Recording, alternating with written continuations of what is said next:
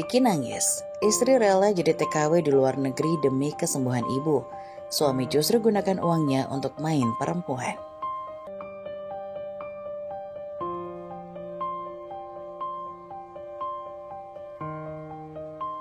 Neng, besok ibu mau kontrol.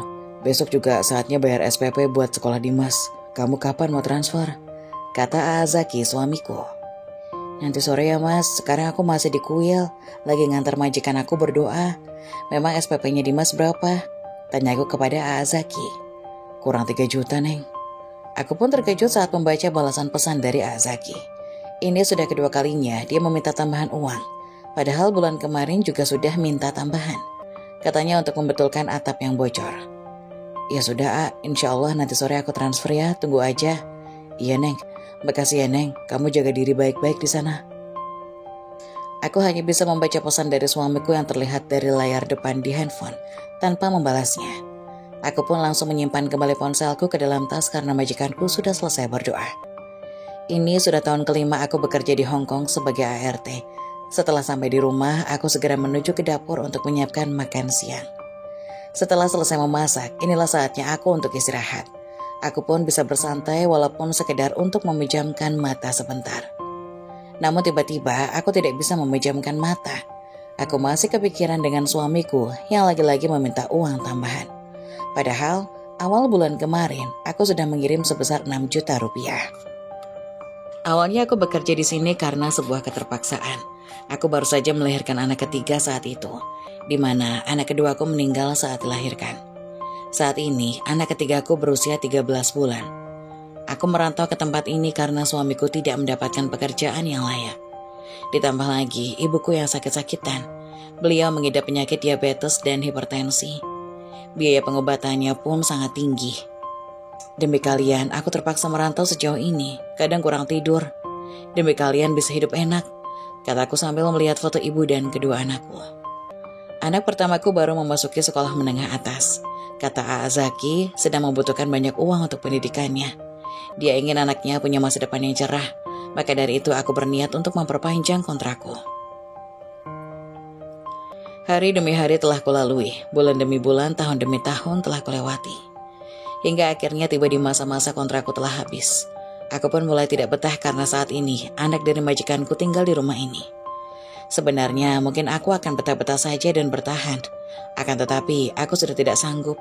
Karena anak dari majikanku sangat galak dan pelit, membuatku tak nyaman untuk bertahan. Santika, apa kamu mau pindah majikan aja? Tanya orang agensiku. Aku sempat berpikir ulang, apakah akan kulanjutkan saja.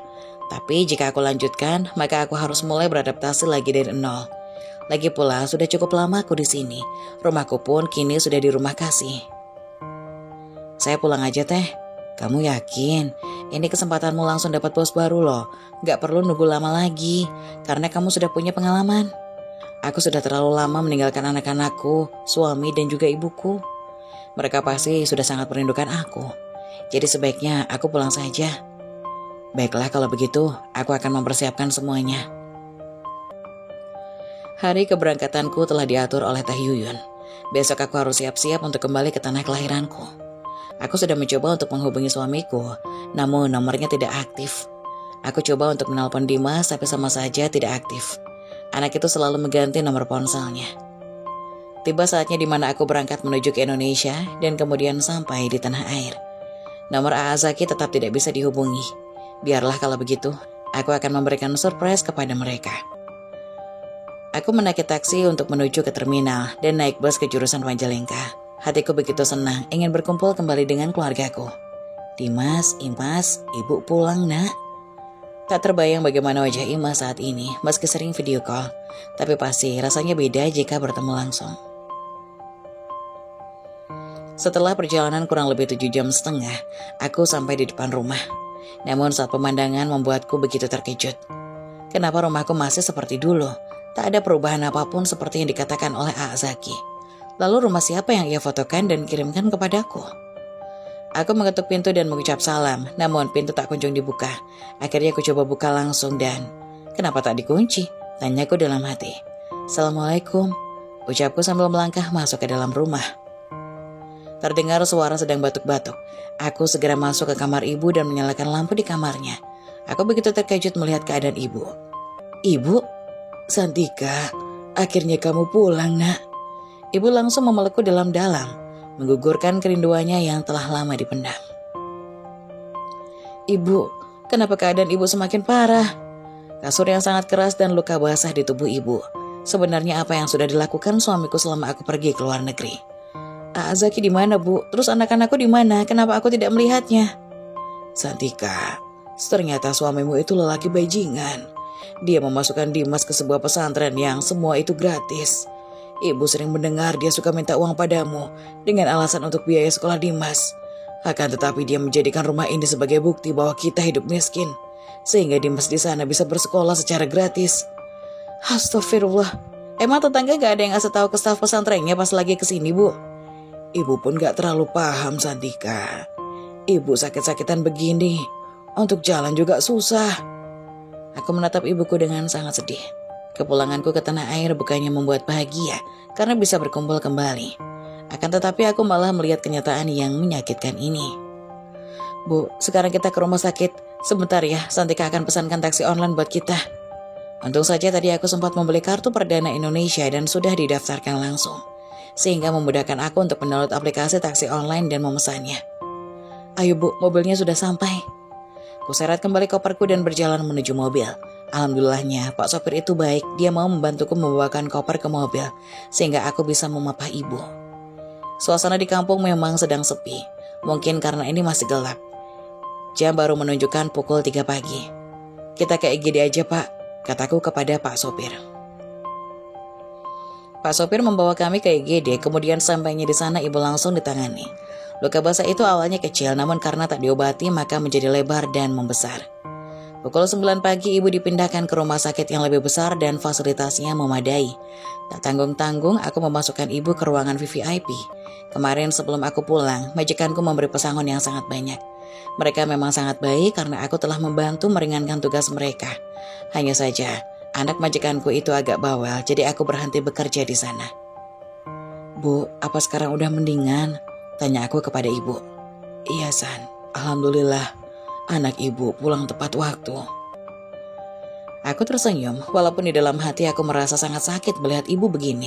Tujuanku bekerja keras selama ini karena ingin mengobati ibu supaya cepat sembuh. Tapi kenapa malah ibuku yang tak terobati? Apa yang sudah dilakukan sama Zaki, Bu, sehingga ibu tak terawat seperti ini? Dia jarang pulang, Neng. Mas juga dibawa dia. Kata Uwa Ede, dia sudah membangun rumah lagi, tapi di dekat rumah orang tuanya. Apa? Berarti uang yang selama ini Santika kirim untuk merenovasi rumah kita malah digunakan untuk dia membangun rumah baru. Jantungku pun berdebar kencang. Ingin rasanya aku menjambak rambut suamiku itu, karena aku tidak bisa melupakan perlakuan keluarga suamiku kepadaku. Dulu sewaktu aku menikah dengan Zaki memang dilarang, dengan alasan aku hanyalah anak dari orang miskin yang tak pantas bersanding dengannya. Berbagai macam hinaan sudah kuterima dan kutelan. Sekarang Zaki malah membangun rumah di samping rumah mertua. Benar-benar suami biadab. Sebuah pesan masuk dari Zaki baru saja dibahas. Ternyata dia sudah menghubungiku. Dan seperti biasa dia hanya minta uang tanpa menanyai kabarku. Neng, gimana? Apa uangnya sudah ditransfer? Iya nanti aku lagi sibuk nih. Sesibuk apa sih, Neng? Ini untuk ibu kamu sendiri loh. Kamu mau kan ibu kamu sembuh? Lama-lama aku jengkel sendiri membaca pesan dari suamiku itu. Ya sudah, tapi aku mau video call dulu sama ibu. Aku mau lihat keadaannya. Lama tak ada balasan dari lelaki itu. Apa yang akan dia lakukan? Ibu lagi tidur, Neng. Ya udah, kirimkan saja fotonya. Sebuah pesan masuk berisi kiriman foto ibu yang sedang tertidur. Jika diperhatikan setiap foto yang masuk, posisinya dan juga bajunya selalu sama selama beberapa bulan ini. Kenapa aku begitu bodoh sampai tak bisa membedakannya? Aku tekan tombol video, lalu aku tersenyum miring. Aku lihat apakah Zaki masih bisa berkutik. Ibu mana? Terus sekarang kamu lagi di mana? Ibu lagi istirahat, Neng. Sekarang Mas lagi di rumah teman. Oh, jadi maksud ibu lagi tidur di rumah teman Dia pun terdiam dengan ucapanku. Bukan begitu. Tak lama aku sorot ibu yang sedang tertidur di sampingku. Terlihat Zaki membelalakan matanya. Jelas saja dia sangat terkejut. Loh, Neng, kok ibu bisa sama kamu sih? Apa kamu sudah pulang? Iya, aku udah pulang, Dan aku melihat rumahku masih berbentuk gubuk. Ibuku sakit parah dan anakku kamu masukkan pesantren gratis. Tapi kamu tetap minta uang padaku untuk membiayai sekolahnya. Kamu bohong, kamu jahat. Klik. Panggilan video itu pun dimatikan oleh Aazaki. Benar-benar lelaki yang tak tahu terima kasih. Neng, sudah, jangan bertengkar. Yang penting sekarang kamu sudah ada di sini nemenin ibu. Aku mengangguk. Walaupun sebenarnya masih ingin sekali marah-marah pada suamiku itu. Bayangin saja, aku di luar negeri selama 5 tahun demi membiayai ibu dan anak-anakku agar hidupnya terjamin. Tapi ternyata malah uangnya entah kemana. Dan sekarang yang paling membuat aku jengkel, kenapa harus membangun rumah di samping rumah ibu mertua? Pokoknya nanti setelah pulang dari sini, Santika akan bikin perhitungan sama Pak Zaki, Bu. Ibu mengangguk, tak lagi melarang. Sepertinya beliau memang sudah lelah memiliki menantu seperti Aazaki itu. Seminggu kemudian, ibu sudah diperbolehkan pulang. Setelah sesampainya di rumah, aku begitu terharu melihat beliau harus tinggal di rumah yang sudah banyak rayapnya ini. Rumah ini memang peninggalan bapak, karena aku berencana merenovasinya. Lagian nanti juga aku yang akan menempati rumah itu karena aku anak satu-satunya. Ibu mau di sini sendirian atau mau neng panggilin Waede? Kata ibu, Waede adalah tetangga yang dibayar oleh Aazaki untuk memberi makan beliau. Tapi tetap saja, Aazaki menelantarkan ibu dan tidak benar-benar merawatnya. Memang benar, seharusnya aku yang merawat beliau. Aku sudah berusaha keras banting tulang ke luar negeri demi ibu dan anakku. Aazaki pun tidak perlu banjir keringat untuk bekerja. Dia hanya fokus mengurus ibu dan anakku saja. Ibu di sini saja, Neng. Gak usah panggil Waede. Ibu gak apa-apa kok. Selesaikan saja urusanmu. Aku mengangguk, kemudian bergegas memesan ojek online. Amarah yang sudah kutahan sejak tadi akhirnya akan aku keluarkan semua. Setelah dia tahu aku pulang dan ibu dirawat di rumah sakit, Aazaki sama sekali tak menghubungiku. Kemana saja dia?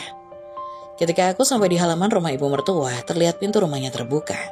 Di sebelahnya juga ada sebuah rumah minimalis. Melihatnya membuat hatiku perih. Aku mengirimkan uang sebesar ratusan juta selama ini dari hasil kerja kerasku. Tapi apa yang kudapat? Hanya rumah seperti ini. Sementara jika merenovasi rumah ibu, hanya perlu mengubah depannya saja, karena bagian dapur masih layak. Astagfirullah Aazaki, kenapa kamu tega sama aku? Aku berjalan pelan menuju rumah ibu mertua, terdengar tawa terbahak-bahak. Sudah pasti itu suara ibu mertua dan juga Aazaki. Bahagia sekali mereka. Bahkan Zaki gak ada niatan untuk menghubungi aku. Kamu udah mikirin jawaban kalau nanti Teh Santika datang ke sini? Terdengar suara Elis, adik iparku. Iya nih, kamu pura-pura aja kecopetan kek atau kecolongan gitu. Biar si Santika teh balik lagi ke luar negeri buat cari duit yang banyak. Rumah yang itu buat Elis aja. Terdengar suara ibu mertua menyahuti. Aku pun kaget mendengarnya. Tega sekali mereka berkata seperti itu. Terus aku disuruh balik lagi ke luar negeri gitu. Itu mah gampang, Bu. Zaki juga udah punya rencana. Mana bisa dia nolak ucapanku nanti. Aku tersenyum sinis mendengar jawaban Aazaki. Memang dulu aku suka menurut. Tapi sekarang aku tidak akan seperti itu lagi. Aku akan melawanmu, Sekarang aku juga sudah tahu rencana busuk kamu dan keluarga kamu. Ngapain aku harus takut? Lihat saja nanti apa yang akan aku lakukan kepadamu. Aku pun balik lagi ke rumah dan mengemaskan pakaian ibu ke dalam tas. Tadinya aku sempat melihat Ibas, padahal aku sudah rindu berat. Tapi gak apa-apa, sebentar lagi aku akan bertemu dengan anak bungsuku. Kita mau kemana, Neng? Tanya ibu. Udah Bu, ibu tenang aja, kita mau pindah ke rumah baruku. Rumah baru? Emangnya gak apa-apa, Neng? Ya gak apa-apa tuh, Bu. Kita yang lebih berhak daripada mereka. Mereka berencana akan berbohong supaya Santika balik lagi ke luar negeri. Dan rumah itu akan ditempatin sama Alis. Santika gak akan ridho, Bu, jika ini terjadi. Iya, Neng. Ibu juga gak akan ridho. Masa kamu yang kerja keras, mereka yang nikmatin? Ayo, kita pergi. Aku mengangguk dan menuntun ibu menuju tukang ojek di pangkalan. Beberapa orang dari mereka adalah temanku dulu. Loh, Santika, kapan kamu datang ke Indonesia? Kumaha, Damang? Tanya si Ujang. Alhamdulillah baik, Jang. Kamu sendiri gimana? Ya, alhamdulillah atusan. Seperti yang kamu lihat sekarang ini. Ya udah, kalau gitu tolong antar aku ke rumah mertuaku ya, Jang. Ujang langsung memanggil Isam yang sedang rebahan di pos ronda. Lalu kami menuju ke rumah mertuaku. Di dalam hati aku berdoa supaya dikuatkan nantinya. Kamu mau pindah ke rumah Zaki ya, San? Tanya Ujang yang membawaku. Ya, Jang, mau gimana pun itu adalah hasil kerja kerasku yang dia pakai. Sebenarnya aku suruh dia buat renovasi rumahku. Tapi malah dia pakai buat bangun rumah di sebelah rumah ibunya. Padahal mertuaku itu gak suka sama aku, paling jadi hasut sama ibunya. Sebenarnya ya San, iya ada apa Jang? Enggak deh, enggak jadi, kita udah mau nyampe nih. Oh iya, aku menyatukan kedua alisku. Sepertinya ada sesuatu yang mau disampaikan oleh Ujang kepadaku. Namun dia urungkan, tapi kenapa ya? Kami pun sampai di depan rumah ibu. Bantu ibuku untuk turun dari motor dan mengetuk rumah berwarna hijau tua itu. Ketika dibuka, wajah Zaki terlihat kaget. Hai Aa, Santika. Ya A, ini aku. Kenapa kamu kaget gitu? Bukannya kamu udah tahu kalau aku pulang dari beberapa hari yang lalu? Azaki terlihat salah tingkah. Aku pun mengajak ibu untuk masuk ke dalam rumah. Tak lupa aku minta Azaki untuk membawakan koperku dan tas besar milik ibu. Kamu kenapa bawa koper ke sini? Tanya Azaki. Maksudnya gimana, A? Ya, kenapa? Kenapa bawa ibu ke sini? Dan kenapa kamu juga bawa koper ke sini? Loh, kok kamu masih nanya? Dia tinggal di rumahku lah, A. Emang alasannya apa lagi? Oh iya, Imas mana? Tapi rumah ini kan dibangun di atas tanah orang tua, jadi ibu nggak boleh numpang di sini. Apa katanya? Aku nggak salah dengar. Numpang. Astagfirullah. Plak. Ku tampar wajahnya untuk pertama kali dengan kekuatan seorang anak yang mendengar bahwa seorang ibunya dihina. Kenapa kamu nampar aku, Santika? Teriak Azaki. Teriakan Azaki mengundang kedatangan ibu mertua dan Elis. Di belakangnya menyusul seorang anak kecil dengan pakaian yang lusuh dan kucel. Ya Allah, Imas. Ada apa ribut-ribut, Santika? Iya bu, ini Santika. Kenapa kamu nampar Zaki, Tih? Dosa atuh, masa kamu nampar suami sendiri? Besan juga kenapa membiarkan anaknya durhaka sama suaminya? Kata ibu mertua. Santika nampar Azaki karena dia duluan yang kurang ajar, Bu. Dia menghina dan mengusir ibu kandungku dari rumah ini. Lah, emangnya kenaon? Ini kan rumahnya Azaki. Jadi dia yang berhak untuk ngatur dengan siapa dia akan tinggal di rumah ini. Mendengar omongan ibu mertua membuatku tertawa terbahak-bahak. Apa tadi? Rumah Azaki. Saat ini aku tahu dari mana asalnya ucapannya. Tapi rumah ini dibangun dengan uang Santika, Bu. Zaki tak ada sepeser pun menggunakan uangnya. Tapi rumah ini dibangun atas tanah warisan milik Zaki. Rumah gak akan bisa berdiri kalau gak ada tanah. Ya itu kesalahan anak ibu, karena jadi orang gak amanah. Santika kan udah bilang untuk merenovasi rumahku. Kenapa harus mendirikan rumah sendiri di sini? Kamu benar-benar gak tahu malu, A. Apa? Kurang ajar kamu, Santika. Emang benar kan? Suami mana yang dengan pedenya dihidupi sama istri, dikasih makan sama istrinya, dikasih uang sama istrinya, dibiayain sama istrinya, tapi hidupnya tenang-tenang aja, gak mikirin kerjaan tuh, gak mikirin tanggung jawabnya. Sementara aku ngelawan dikit aja langsung kamu bahas tentang dosa. Hello, emangnya kamu gak dosa, lalai dari tanggung jawabmu dan kewajibanmu sebagai seorang suami? Terlihat wajah Azaki memerah. Jelas saja, dia pasti merasa sudah terhina, tapi apa boleh buat, memang itu kenyataannya kan. Lihat saja, A. Kamu memang pantas mendapatkan balasan seperti ini dariku. Pokoknya aku gak mau tahu. Pokoknya aku gak mau kalau ibumu tinggal di rumahku. Oke kalau gitu, aku minta uang 200 juta dan juga uang yang selalu aku kirimkan setiap bulan untukmu. Kembalikan kepadaku sekarang juga. Apa? Balikin semuanya sekarang, cuma 500 juta aja kok. Kalau gak bisa ya udah, aku akan merobohkan rumah ini. Azaki pun membulatkan matanya. Dah, mau apa sekarang? Gak bisa kan? Cih, kataku dalam hati. Apa? Robohkan? Mungkin mereka pikir aku akan mengalah begitu saja. Oh, tentu tidak. Aku lebih baik merobohkan rumah ini daripada harus mengikhlaskannya untuk ditempati oleh keluarganya Zaki. Tidak akan pernah. Jika memang mereka tidak mau ibuku tinggal di rumah ini, apa boleh buat? Aku akan merobohkannya semua. Ini kan hasil kerja kerasku. Ya sudah, robohkan saja, ucap ibu mertua.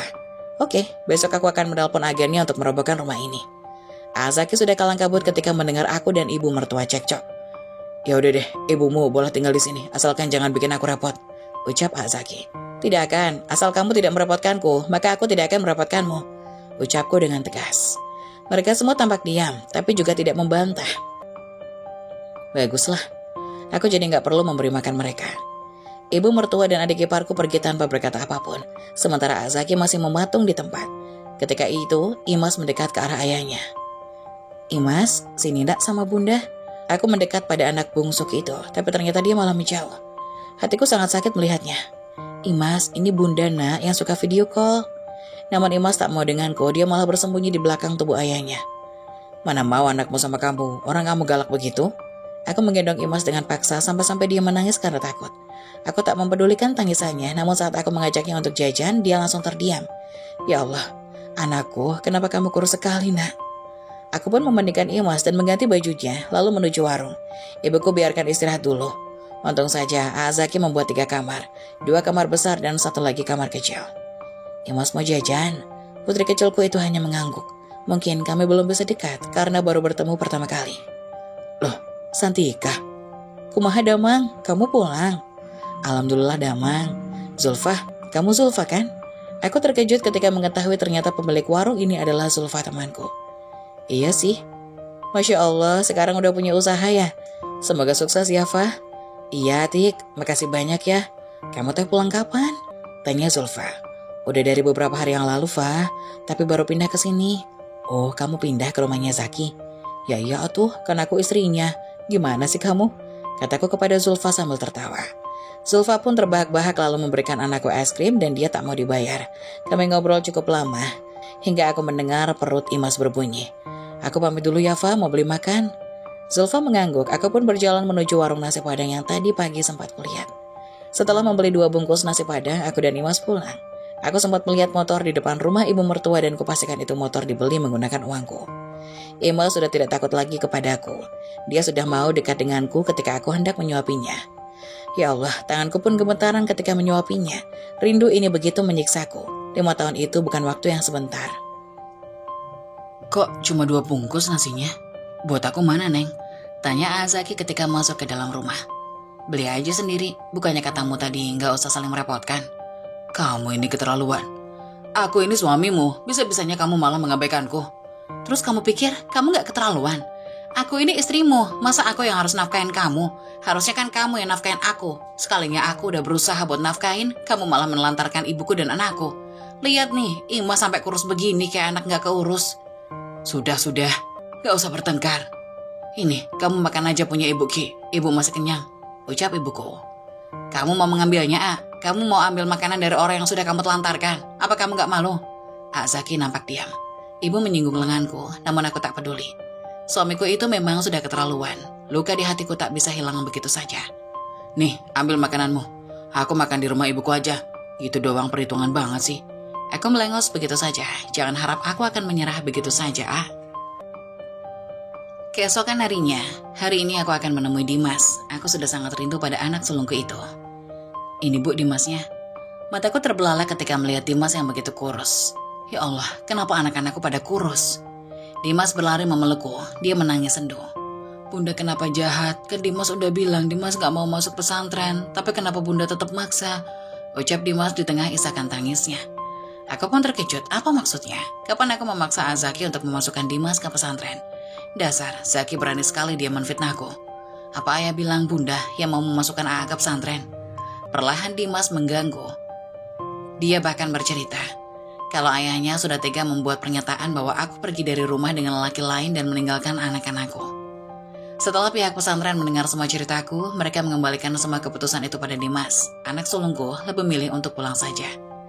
Sebenarnya, aku pun sangat ingin anakku sekolah di pesantren, tapi aku juga menginginkannya untuk tetap melanjutkan sekolah, seperti pesantren modern yang terkenal dengan pondok dan sekolahnya, sedangkan di pesantren ini hanya mengaji dan menghafal Quran saja. Mungkin suatu saat nanti aku akan mencari referensi pesantren yang bagus. Kami pun tak langsung pulang ke rumah. Aku mengajak Dimas untuk membeli baju dan tak lupa membeli ayam goreng merek terkenal yang sangat enak itu untuk dibawa pulang. Sesampainya di rumah, aku melihat Imas sedang bermain dengan neneknya. Mungkin karena sudah biasa melihat neneknya, sehingga dia lebih akrab dengan neneknya itu daripada aku. Imas memanggil Dimas, dan kemudian Dimas menghampiri Imas dan langsung memeluknya. Sengaja aku memberi nama mereka dengan mudah, Dimas dan Imas, supaya aku gampang mengingatnya ketika aku sudah tua nanti. Imas, Bunda bawa ayam goreng, ayo kita makan. Ajakku kepada Imas. Tapi Neng mau sama AA. Kata Imas, dia memang selalu membahasakan dirinya Neng ketika ia bersama AA-nya. Dimas menatap tak enak padaku, namun aku mengangguk kepada anak sulungku itu supaya dia mau menyuapi adiknya. Wah, enak sekali. Suara Alis mengejutkanku karena dia masuk lewat pintu belakang. Masuk rumah orang itu salam, kebiasaan banget kelihatan gak dididik, ucapku ketus. Ya emangnya kenapa? Kan aku masuk ke rumah aku sendiri. Apa? Rumah AA-mu? Denger ya, rumah ini dibangun menggunakan duitku sendiri. Sejak kapan rumah ini rumah AA-mu? Teteh harus sadar dong, mana bisa rumah berdiri sendiri kalau nggak ada tanah. Ini nyebelin banget. Dimas, minta makanannya, kasihan tuh adik sepupumu belum makan dari tadi, minta Alis dengan ketus. Sebenarnya jika cara memintanya baik-baik saja, aku pasti akan mengizinkan Dimas untuk memberi sepupunya itu. Enggak, jangan kasih, biar bapaknya yang beliin. Katanya mau tanggung jawab meski sudah bercerai. Alis pun pergi sambil menghentakkan kaki. Aku tak peduli jika ia akan mengadu kepada mamanya. Walaupun Azaki usai makan siang, Imas tak tidur di ruang tamu. Segera aku pindahkan ia ke kamarnya. Di depan, aku berbincang dengan Dimas. Jadi sejak kapan ayah memperlakukan AA dan nenek dengan semena-mena? Tanyaku pada Dimas sambil memegang kedua tangannya. Sejak Bunda keluar negeri, ayah masih biasa saja awalnya. Pokoknya setelah Bunda ngirim uang, ayah jadi jarang pulang. Terus Dimas sama Imas dibiarin di rumah sama nenek, gak makan bun. Tak terasa air mataku pun jatuh menetes. Begitu tersiksanya hidup anakku. Mereka harus menanggung semua beban itu selama aku pergi. Bunda, tolong jangan pergi lagi ya. Dimas dan Imas butuh Bunda di sini. Aku peluk erat anak sulungku itu, meski dia adalah seorang laki-laki. Umurnya baru 15 tahun. Tapi ia tak berdaya di hadapan ayahnya itu. Iya nak, Bunda gak akan pergi lagi kok. Bunda akan selalu bersama-sama kalian. Beneran? Makasih ya bun. Aku mengangguk. Mengusap kepala anakku itu. Benar kata orang, jika meski umurmu sudah banyak, kehadiran ibu masih menjadi komposisi yang paling penting. Santika. Aku dan Dimas terkejut mendengar suara Azaki yang datang dari belakang. Satu keluarga ini kenapa sih? Apa sudah pada gila semuanya? Kamu apakan Alis? Sebelum kamu bertanya soal Alis, aku mau nanya dulu, kamu apakan si Dimas? Kataku sambil bergeser agar si Dimas terlihat oleh ayahnya. Dimas? Kenapa? Kamu terkejut aku bawa pulang si Dimas? Tapi bukankah dia aku masukkan pesantren demi masa depannya, Tik? Tegas Azaki. Masa depannya? Atau memang kamu yang mau menikmati uangku sendirian, Mas? Tanyaku. Wajah Azaki memerah padam. Ia memelotot tajam ke arahku. Apalagi Dimas, sehingga anak itu kusuruh masuk ke dalam kamar terlebih dahulu. Aku bisa jelasin semua ini, Tik, ucap Azaki. Gak perlu, gak ada yang perlu dijelasin. Ini memang kamunya aja yang mata duitan. Aku nyesel karena sudah menyanggupi kemauanmu ke luar negeri. Kamu lihat sekarang, ibuku bukannya sembuh malah makin parah sakitnya. Belum lagi rumah peninggalan bapak sudah mau roboh. Kok kamu jadi bahas hal yang sudah-sudah sih? Harusnya kamu berterima kasih padaku karena aku sudah merawat ibumu, padahal aku ini hanya menantunya. Aku syak bukan main saat mendengar ucapan itu, hanya menantu. Jadi selama ini kamu tak pernah menganggap ibuku selayaknya ibu kandungmu. Beda sekali denganku yang menganggap orang tuamu sebagai orang tua kandungku. Aku udah capek, aku gak mau tahu. 300 juta itu harus kamu kembalikan padaku. Aku kasih waktu 3 bulan, kalau tidak aku robohkan rumah ini. Azaki mengepalkan tangannya. Ia lalu pergi begitu saja. Aku jatuh terduduk di lantai selama kami menikah. Ia dan aku baru kali ini bertengkar hebat. Padahal biasanya aku akan cepat mengalah. Namun jika sesuatu terlibat dengan ibuku, rasanya aku enggan untuk mengalah. Sudah cukup aku merasa dimanfaatkan. Nah, kenapa kamu sampai bertengkar seperti itu? Dia itu suamimu, surgamu. Kamu gak boleh seperti itu. Bu, kita memang harus patuh dan taat sama suami. Tapi suami seperti apa dulu? Kalau modelnya kayak gini, bisa-bisa aku mati muda. Sabar ya nak. Semoga semua ini cepat berlalu dan kamu cepat menyelesaikan masalah ini. Amin, Bu.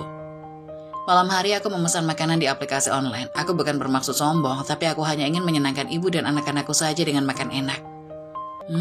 Baunya enak. Bagi dong. Aku hanya menoleh ketika Alis tiba-tiba datang dan melanjutkan makan malam kami. Bahkan ketika anaknya Alis yang berusia 7 tahun meminta makanan kami, aku tak tergerak meski kasihan. Aku hanya ingin membuat ibunya itu tahu diri. Kenapa sih gak dikasih aja, Bun? Kata Dimas. Nanti jadi kebiasaan. Sudah kalian makan saja ya, nak. Kataku pada Dimas. Perlahan Dimas pun mengangguk. Ia mau ketika aku suapin. Beginilah konsekuensi meninggalkan anak untuk bekerja saat usia masih balita. Ia akan cuek dan bahkan tak dekat denganku. Tapi ini tak apa. Semuanya bisa aku perbaiki pelan-pelan. Sementara dari rumah samping, aku mendengar suara anak Alis yang semakin keras tangisannya. Apa peduliku? Dulu saja mungkin anakku kelaparan, sementara mereka makan-makan enak. Brak! Pintu belakang dibuka dari luar. Ternyata ibu mertuaku datang. Aku tahu pasti beliau datang karena ingin melabrak aku soal anaknya tadi. Santika, jadi orang jangan pelit dong. Kamu tahu tidak, anak saya bantuin jagain anak kamu pas kamu lagi kerja di luar negeri. Harusnya kamu sadar diri dan tahu terima kasih jadi orang. Ucap ibu mertuaku meledak-ledak. Lah, kok marahin saya? Apa ibu yakin dulu tidak pernah makan uangku? Gak pernah makan secuil pun? Wajah ibu mertuaku memerah. Ia pasti sangat marah padaku, namun apa peduliku? Besan, tolong ngajari anaknya ya. Jangan kurang ajar sama ibu mertua. Inilah akibatnya kalau habis dari luar negeri jadi belagu. Jadi tolong, didik anaknya yang benar. Duk. Aku kesal bukan main saat ibu mertuaku menghina ibu kandungku. Kamu pikir kamu siapa? Anda tidak pantas membentak ibu saya. Kamu merasa ngasih makan, sampai-sampai berani menghina seperti itu, kataku yang tak terima. Asal ibu tahu ya, aku sudah tahu semuanya. Selama ini kalian bertingkah dan berperilaku jahat kepada keluargaku. Lalu kenapa sekarang aku harus menghormati kalian dan menjadi orang baik? Mendengar semua kata-kata yang keluar dari mulutku ini, ibu mertua seakan-akan hampir meledak. Wajahnya memerah, tangannya mengepal, seakan tidak terima dengan semua kenyataan yang aku ucapkan. Kenapa ibu diam? Apa ibu tahu? Dan sekarang mulai sadar atas semua kesalahan ibu? Tanyaku. Jangan lancang ya kamu, Santika. Mentang-mentang kamu punya uang. Kamu bisa seenaknya bicara seperti itu. Aku ini masih ibu mertuamu, jadi pakai tata krama saat bicara denganku. Untuk apa, Bu? Apa masih pantas, ah? Orang seperti kalian harusnya dijauhi, karena semakin dekat dengan kalian, yang ada kami hanya dimanfaatkan. Cukup, Santika. Tak seharusnya kamu bicara seperti itu pada ibu, kata Azaki yang tiba-tiba muncul dari balik pintu. Ternyata sedari tadi dia mendengar semua percakapan kami, dan mendengar semua kata-kata kasarku terhadap ibunya. Lihat ini Zaki, istri dan keluargamu berani ngomong kasar sama ibu. Apa kamu tidak bisa mendidik istri dan anak-anakmu ini? Karena ibu lihat, mertuamu pun diam saja melihat tingkah laku putrinya. Cukup ya Bu, jangan bawa-bawa ibuku. Jika ingin berdebat dengan aku saja, tidak usah bawa-bawa ibuku yang sedang sakit, kataku sambil menunjuk-nunjuk ke arah ibu mertuaku. Ibu dan anak-anakku hanya diam saja melihat kami bertengkar. Mereka seperti orang ketakutan yang melihat aku sedang mengamuk.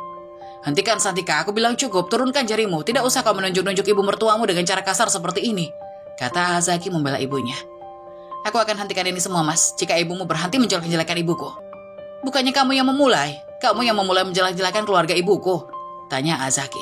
Apa yang harus dijelek-jelekan? Keluargamu sudah jelek. Apa kamu tidak sadar semua yang aku katakan itu fakta? Mereka pun terdiam mendengar kata-kataku. Uang yang harusnya untuk membangun rumah ibuku dan membiayai semua keperluan ibu dan anak-anakku, kamu pakai buat foya-foya, justru membangun rumah ini. Apa kamu tidak mikir, Mas? Ibu dan anak-anakku membutuhkan uang itu dan mereka tersiksa selama ini, kataku sambil berbinar, air mataku hampir saja menetes saat kuulas kembali penderitaan keluargaku selama ini. Tapi ini demi kebaikan kita semua. Sekarang lihat, kalian bisa tinggal di sini kan? Di rumah yang aku bangun. Walaupun ini adalah hasil dari jerih payahmu di luar negeri, namun kalian juga menikmatinya. Menikmatinya? Kami berada di sini karena tidak ada pilihan lain. Jika kami boleh memilih, uang pembangunan rumah ini lebih baik kami gunakan untuk pengobatan ibu dan merenovasi rumah ibuku yang hampir roboh. Adanya rumah ini itu karena semata-mata keputusan kamu tanpa meminta izin denganku sebagai pemilik uang yang sah. Lalu maumu apa? Kamu mau mengambil semua material-material yang ada di atas tanahku ini? Ambil saja, aku tidak butuh hasil kerjamu di luar negeri, kata Azaki. Aku pun syok mendengar keberanian pria itu. Dia seakan menantang jika ingin uangku, aku harus mengambil semua material di rumah ini yang berdiri di atas tanah miliknya. Enak saja, lucu sekali kamu, Mas. Kamu kira tidak ada cara lain? Aku akan membawa masalah ini ke pengadilan. Aku akan menuntut ganti rugi 300 jutaku. Terserah, kamu mau membayarnya dengan apa? Jangan kira aku tidak tahu semua rahasiamu, Mas. Aku tahu semua dari tetangga bahwa kamu kerap menggunakan uangku untuk foya-foya di tempat karaoke itu bersama wanita-wanita penghibur.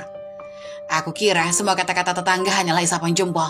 Tapi setelah aku melihat kelakuanmu seperti ini, aku semakin yakin bahwa memang kamu suka main perempuan saat aku di luar negeri. Jawabku enteng.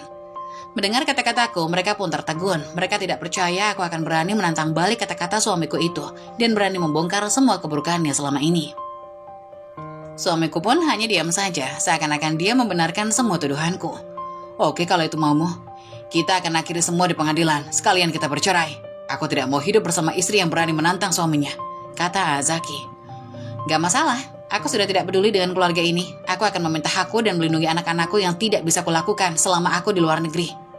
Ibu mertua dan suamiku pun meninggalkan rumah. Mereka berjalan keluar menuju rumah mereka. Ibu, tidak usah kalian pikirkan ya yang tadi. Sekarang kita lanjut makan lagi, kataku memanggil ibu dan anak-anakku. Mereka terlihat syok dan ketakutan mendengar perdebatan kami tadi. Kenapa kamu yakin dengan keputusanmu itu? Apa kamu benar-benar ingin bercerai dari Zaki? Tanya ibuku. Apa kamu yakin dengan keputusanmu itu? Apa kamu benar-benar ingin bercerai dari Zaki? Tanya ibuku. Kenapa tidak yakin, Bu? Apa yang mau aku harapkan dari keluarga kami? Mereka sudah cukup membuat kejahatan untuk ibu dan anak-anakku. Selama ini aku hanya dimanfaatkan uangnya, dan kini mereka harus membayarnya dan mengganti semua kerugianku. Ibu jangan mikirin. Laki-laki seperti itu tidak layak untuk diperjuangkan dan dipertahankan, kataku sambil memegang tangan tua ibuku. Sementara itu, di rumah sebelah, ibu mertuaku dan suamiku sedang membicarakan rencana mereka untuk kedepannya. Zaki, apa kamu serius dengan keputusan ini? Seriuslah Bu, apa Ibu tidak lihat tadi Santika begitu berapi-api, seakan-akan sudah tidak peduli lagi dengan suaminya. Mendengar kegaduhan ini, adik pun datang, si Alis. Ada apa ini Bu? Kok kayaknya serius banget? Apa ada yang penting? Tanya Alis kepada ibunya. Ternyata Alis baru saja selesai menitipkan anaknya. Anaknya menangis hingga tertidur di kamar. Kakakmu ini akan bercerai sama Santika, kata ibunya. Bercerai? Baguslah. Wanita seperti itu untuk apa dipertahankan? Lagian dia itu nyebelin, mulai berani dengan kita. Anakku nangis minta makanan saja nggak dikasih, sampai-sampai aku harus capek-capek menidurkannya, karena dia terus menangis meminta makanan milik si Dimas itu. Bukan masalah itu, ibu mau saja kalau jadi bercerai dengan istrinya. Apalagi Santika sudah tidak bisa menghormati ibu, dia berani ngomong kasar dan nunjuk-nunjuk ke arah ibu. Tapi apakah kamu memiliki banyak uang untuk modal perceraian kalian? Ditambah lagi, Santika akan mau menuntut kamu minta uang 300 juta. Uang dari mana kamu kalau sampai benar-benar itu terjadi? Tanya ibu Zaki. Ya mau gak mau, kalau kita mau memenangkan masalah ini di pengadilan, kita harus menyewa pengacara handal. Aku dengar dengan menyewa pengacara handal, walaupun kita bersalah, kita bisa saja dibuat menjadi orang benar. Dan justru lawan kita lah yang bersalah, kata Zaki. Benar banget tuh Bu, apa yang dikatakan sama Zaki. Memang pengacara itu penting, apalagi pengacaranya pintar ngomong. Kasus apapun kalau di tangan dia pasti bisa ditangani. Apalagi cuma sengketa tanah dan bangunan yang sedang AA permasalahkan dengan Santika itu. Pasti pengacara bisa membela Zaki untuk mendapatkan haknya kembali, kata Alis. Pengacara? Uang dari mana? Emangnya kamu punya uang sebanyak itu? Ibu kepada AA. Zaki pun hanya diam saja, dia menggelengkan kepalanya. Pengacara itu mahal. Kalau kamu gak punya uang, terus mau bayar pakai apa? Lagian sih, kamu tuh, apa uang yang diberikan Santika bekerja sudah habis? Ya kan ibu tahu sendiri, uangnya aku pakai untuk membangun rumah, sebagian juga aku kasih ke ibu kan. Kenapa sekarang ibu malah balik tanya ke aku? Kata Zaki. Kamu hanya memberikan ibu uang untuk makan, kalau ada lebihnya pun hanya sedikit. Uang kamu habis, karena kamunya aja yang terlalu menghambur-hamburkan di tempat karaoke bareng wanita-wanita itu.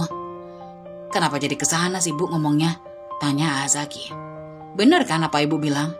Kamu selalu menghabiskan uangmu di tempat karaoke dan ditemani wanita-wanita malam itu. Kamu kira ibu tidak tahu? Ya aku kan laki-laki normal Bu. Aku juga butuh pelayanan wanita saat istriku berada di luar negeri. Jadi wajar lah kalau aku menghabiskan uang dan waktuku di sana. Kenapa sih malah mempermasalahkan hal kayak gini? Sekarang tuh kita mikir bagaimana caranya kita berhasil memenangkan kasus ini nanti di pengadilan. Ya sekarang kamu pikir sajalah bagaimana cara kamu bisa membayar pengacara itu. Zaki pun melihat ke ibunya sambil berpikir bagaimana caranya dia bisa membayar pengacara untuk memenangkan kasus sengketa tanah dan rumah, sekaligus mengurus perceraiannya bersama Santika.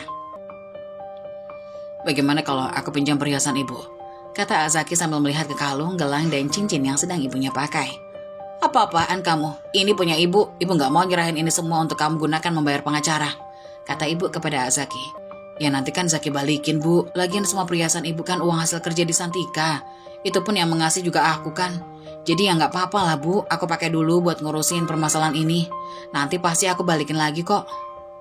Enggak Zaki, ibu gak mau. Iya kalau kamu menang. Nanti kalau kamu kalah siapa yang mau mengembalikan semua perhiasan ibu? Ibu jangan ngomong kayak gitu dong, belum apa-apa aja udah pesimis. Abis ini Zaki janji akan carikan pengacara yang hebat untuk mengurus persidangan nanti. Zaki janji akan mengganti semua perhiasan ibu yang saya pinjam. Ibunya pun terlihat seperti mikir-mikir. Emang tidak ada cara lain untuk memenangkan kasus ini selain menyewa seorang pengacara handal. Baiklah, ibu mau meminjamkan perhiasan ibu ini, tapi dengan satu syarat. Setelah kamu memenangkan kasus ini, ibu mau semua perhiasan ini kamu ganti 10 kali lipat. Tenang aja Bu, setelah rumah itu berhasil aku miliki, aku akan menjualnya dan hasil uangnya kita bagi rata. Jangankan 10 kali lipat, 15 kali lipat pun akan aku bayar, kata Zaki optimis dan mulai meyakinkan ibunya. Tidak lama kemudian, kasus perceraian dan sengketa rumah dimulai. Aku dan Zaki pun datang ke pengadilan. Kami masing-masing didampingi oleh kuasa hukum kami. Sebelum memulai persidangan, kami memasuki ruangan mediasi. Di sana kami ditanya-tanya tentang perihal alasan kami bercerai. Apakah Bapak dan Ibu sudah yakin melanjutkan perceraian ini? Apakah sudah tidak ada lagi yang bisa dipertahankan dari keluarga Anda berdua? Hanya seorang pria yang mencoba untuk mediasi kami berdua. Untuk apa Pak? Kami sudah bulat keinginannya. Aku memutuskan untuk bercerai dari suamiku ini, kataku yakin. Iya Pak, untuk apa? Lagian istriku sudah tidak bisa menghormati sebagai suami. Jadi diteruskan pun percuma. Enak saja, siapa yang tidak bisa menghormati? Kataku yang tidak bisa terima dengan pernyataan suamiku itu. Sudah, Sebelumnya memang alasannya kenapa kalian memutuskan untuk bercerai? Dan apakah tidak bisa dipikirkan kembali untuk menjalani rumah tangga bersama-sama? Tanya pria itu kembali. Maaf Pak, istriku ini berani membentak ibu mertuanya. Dan dia juga berani melawanku. Kami sudah tidak satu pemikiran Pak. Jadi kami memutuskan untuk berpisah, kata Azaki. Enak sekali kamu bicara. Kamu kira aku seperti ini karena apa?